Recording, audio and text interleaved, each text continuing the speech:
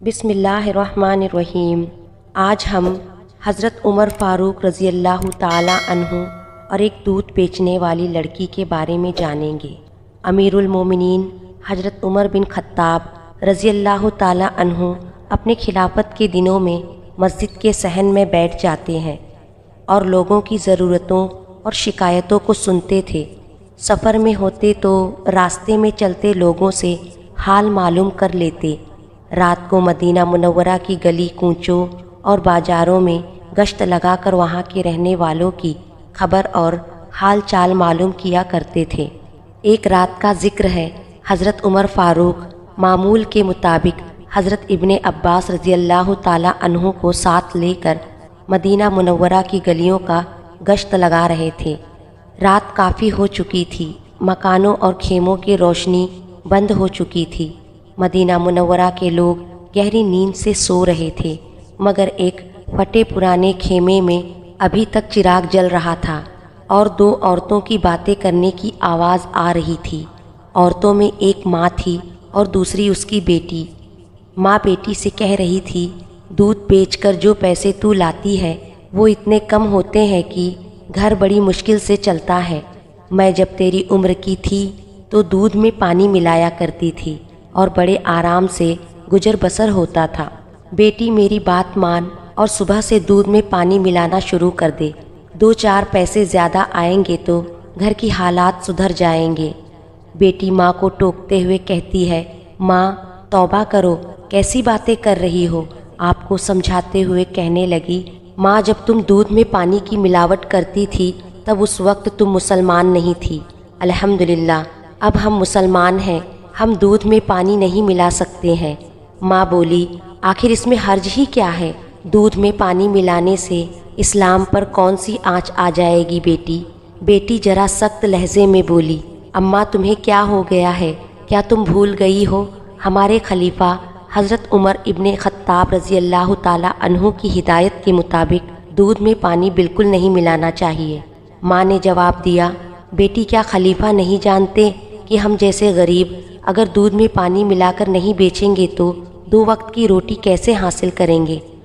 بیٹی نے اپنا فیصلہ سناتے ہوئے کہا کہ میری اماں، اس طرح حاصل کی ہوئی روٹی حلال رزق نہیں ہے۔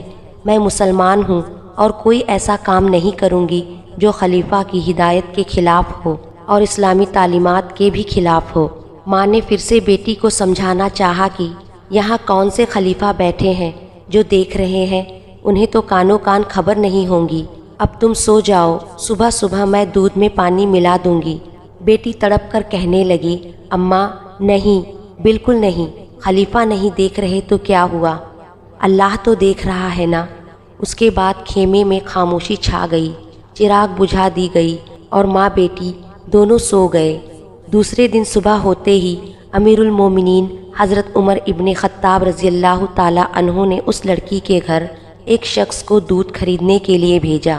جب وہ شخص دودھ لے کر آیا تو آپ نے دودھ کی تحقیق کیا تو دودھ بالکل صحیح تھا، اس میں پانی کی ملاوٹ بالکل نہیں تھی۔ حضرت عمر ابن خطاب رضی اللہ تعالی عنہ اپنے رات کے ساتھی حضرت ابن عباس رضی اللہ تعالی عنہ سے پوچھا کہ ایسی نیک کردار اور اللہ سے ڈرنے والی لڑکی کے لیے کیا انعام ہونا چاہیے؟ حضرت ابن عباس رضی اللہ تعالی عنہ نے رائے دی، کم سے کم 1000 درہم انعام میں دینے چاہیے۔ حضرت عمر ابن خطاب رضی اللہ تعالی عنہ نے حضرت ابن عباس رضی اللہ تعالی عنہ کو مخاطب کرتے ہوئے فرمایا، ایسی نیک اور پاک سیرت لڑکی کی ایمانداری کو سکوں میں نہیں تولا جا سکتا۔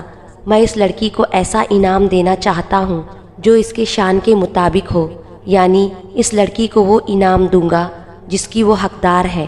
ماں اور بیٹی کو حضرت عمر کی دربار میں بلایا گیا اور رات کا پورا واقعہ انہیں پھر سے سنایا گیا۔ ماں کے چہرے پر مایوسی آ گئی اور شرمندگی سے اپنا سر نیچے کر لی اور بیٹی کا چہرہ صداقت کی نور سے جگمگا اٹھا۔ حضرت عمر ابن خطاب رضی اللہ تعالی عنہ سے کہا، اسلام کو تم جیسی بیٹیوں کی ضرورت ہے۔